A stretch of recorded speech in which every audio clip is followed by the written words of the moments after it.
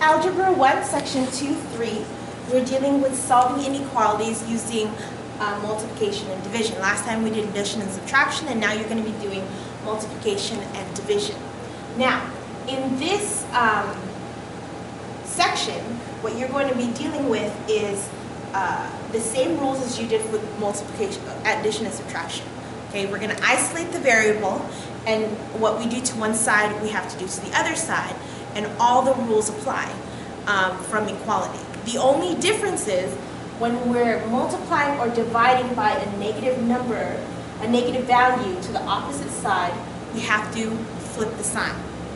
Okay, so the thing is, for example, I have x is bigger than 5, right? This is different than if I switch these as 5 is bigger than x. These are not the same representation, okay? So for example,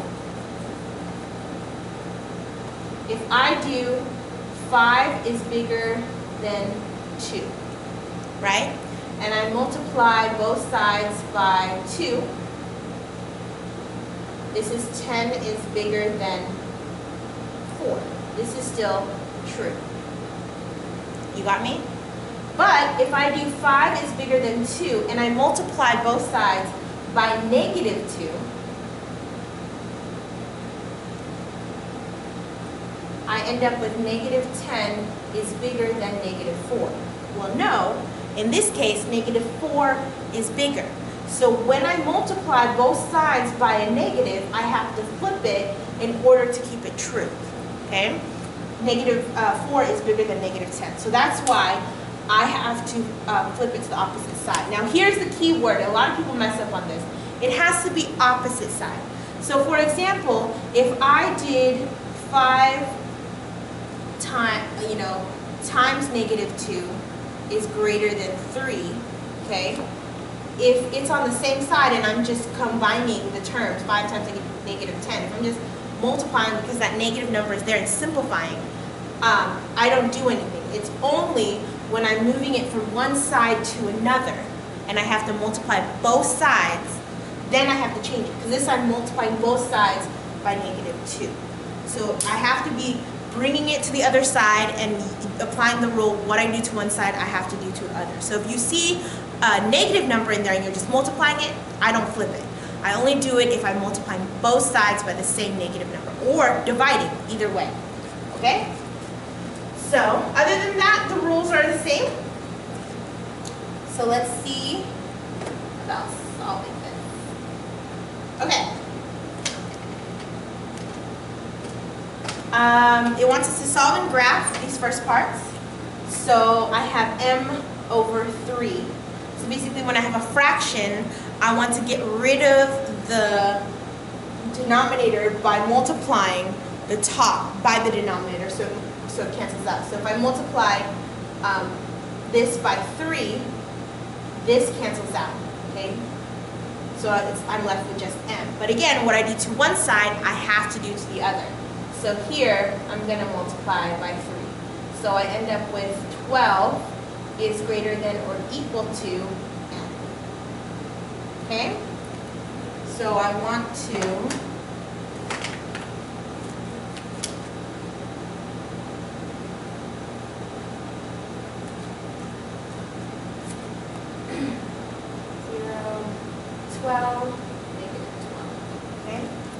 So my starting point is +12 because that line I'm doing open or closed circle. It's going to be closed circle, okay? And m represents all the numbers that are bigger than 12. So 12 is the smallest it'll be, and so that means it's anything bigger than 12. Right? B is a little trickier because unlike this, where it's just where the variable is part of the fraction, this is a whole fraction. So to make it easier, when you're dealing with entire fractions that are attached to variable, all you got to do is flip the fraction. Because just like this cancels out the 3, if I put 4 on top, it cancels out, and if I put 3 in the bottom, it cancels out. Okay?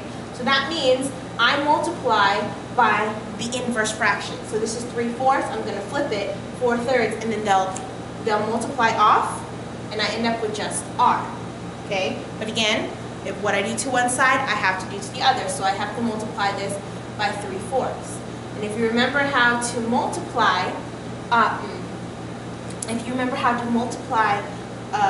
with fraction, you take in a whole number, you take the whole number, okay, and you multiply it by the top. So 12 times 3 is 36, and then you divide it by the bottom. So 12 times 3 is 36, divided by 4 gives me 9.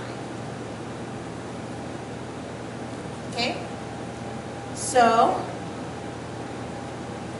now I graph.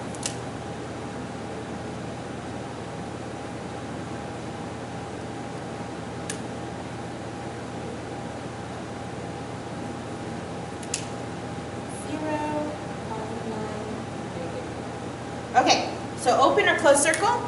This is going to be open circle. Oh, don't forget to box these. Okay? So, and R represents all the numbers that are less than 9. 9 is the biggest because that opening goes towards 9. So that's all the numbers that are less than 9. Okay? So let's move on to number 2. It doesn't want us to graph right now, it just wants to focus on solving. So in the first case, Miss P is going to need her handy dandy calculator. 84. All right. So in this case, I'm going to do, okay, negative 12 is attached to x by multiplication. So the opposite would be division. So I'm going to divide by negative 12, okay? These cancel out, and again, what I do to one side, I have to do the other. Divide by negative 12. This then brings me just x, but what did I do?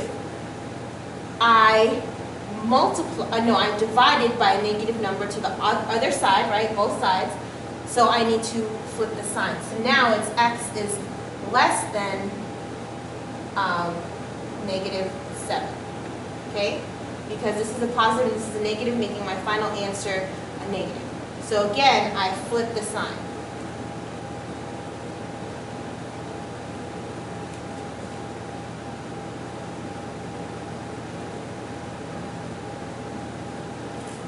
Okay? So let's try 2b. This is the same case as this. I'm going to try to get rid of that denominator. So this is being divided. The opposite would be multiplication. I'm going to divide by 3 and cancel out. And what I do to one side, I have to do to the other. So negative 8 times negative 3, that gives me a positive, right, 24, because those negatives cancel out. Now, because I multiplied by a negative number to a value on the opposite side, I have to, again, flip the sign. Okay? Leaving me with x. Also here, flipping the sign. Right? So, go ahead and try it on your own. Page 115, number 4, 6, and 15. Page 115, number 4, 6, and 15. And I'll see you in class.